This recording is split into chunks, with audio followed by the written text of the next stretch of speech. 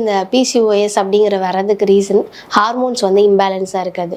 இந்த ஹார்மோன்ஸ் ரிலேட்டடான சீட்ஸ் வந்து நிறைய இருக்குது, விதைகள் அப்படின்னு சொல்லலாம். இது வந்து ஒரு எள்ளு விதையாக இருக்கட்டும், இல்லை வந்து இந்த சன்ஃப்ளவர் சீட்ஸாக இருக்கட்டும், இல்லை வந்து ஃப்ளாக் சீட்ஸ், இந்த ஆலி விதைகளாக இருக்கட்டும், இது எல்லாமே வந்து கிடைச்சதுன்னா கண்டிப்பாக அவங்க வந்து மைல்டாக இளவரப்பாக வறுத்து அதை பவுடர் மாதிரி பண்ணி அவங்க டெய்லியுமே வந்துட்டு பிசிஓஎஸ் உள்ளவங்களாக இருக்கவங்களாம் காலையில் வந்துட்டு ஒரு 2 ஸ்பூன் அளவு ஒரு டம்ளர் ஹாட் வாட்டரில் வந்து வெறும் வயிற்றில் வந்து எடுத்துக்கலாம்.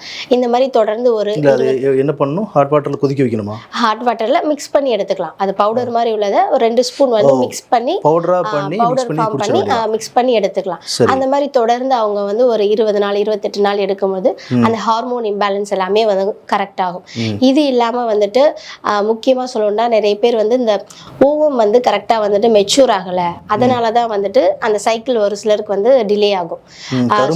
சரியான வளர்ச்சி இல்லை அப்படின்னு சொல்லுவாங்க.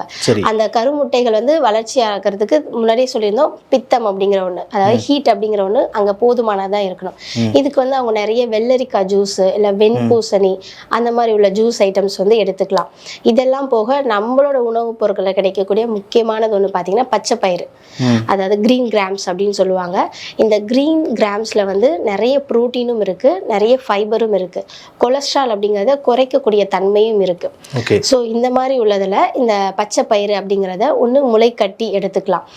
இதை எப்போ எடுத்துக்கலாம் பார்த்தீங்கன்னா, அவங்களோட ப்ளீடிங் ஃபேஸ் வந்து ஆரம்பித்த 3ஆவது நாள்லேருந்து தொடர்ந்து 14 நாட்கள் எடுக்கும்பொழுது அந்த கருமுட்டை வளர்ச்சி அப்படின்னு குறைவாக இருக்குது அப்படின்னு சொல்லுவாங்க, இல்லை கருமுட்டை சரியான அளவில் வளராமல் இருக்குது. அந்த மாதிரி உள்ள பெண்களுக்கு இந்த பச்சை பயிறு அப்படிங்கிறது ரொம்பவே வந்து ஹெல்ப்ஃபுல்லாக இருக்கும். ஏன்னா அந்த பச்சை பயிறு அப்படிங்கிற வந்து நம்மளோட ஆக்சிடேட்டிவ் ஸ்ட்ரெஸ்ஸை வந்து குறைக்கும். ஆக்சிடேட்டிவ் ஸ்ட்ரெஸ் அப்படிங்கிற ஒன்று குறையும் பொழுது தான் ஓவம் அப்படிங்கிற ஒன்று கருமுட்டை அப்படிங்கிறது சரியான முறையில் வளர்ந்து வெளியில் வரும். ஸோ இந்த மாதிரி உள்ள கருமுட்டை வளர்ச்சி குறைவாக உள்ளவங்க கண்டிப்பாக இந்த பச்சை பயிறு அப்படிங்கிற ஒன்று எடுத்துக்கலாம். டெய்லியுமே வந்துட்டு பார்த்திங்கன்னா நிறைய குவான்டிட்டி எடுக்கணும்னு அவசியம் இல்லை. ஒரு 10லேருந்து ஒரு 20 தானியம் அந்த பச்சை பயிறு வந்து அவங்களோட உணவில் சேர்த்துக்கிட்டாலே அது போதுமானதாக இருக்கும்.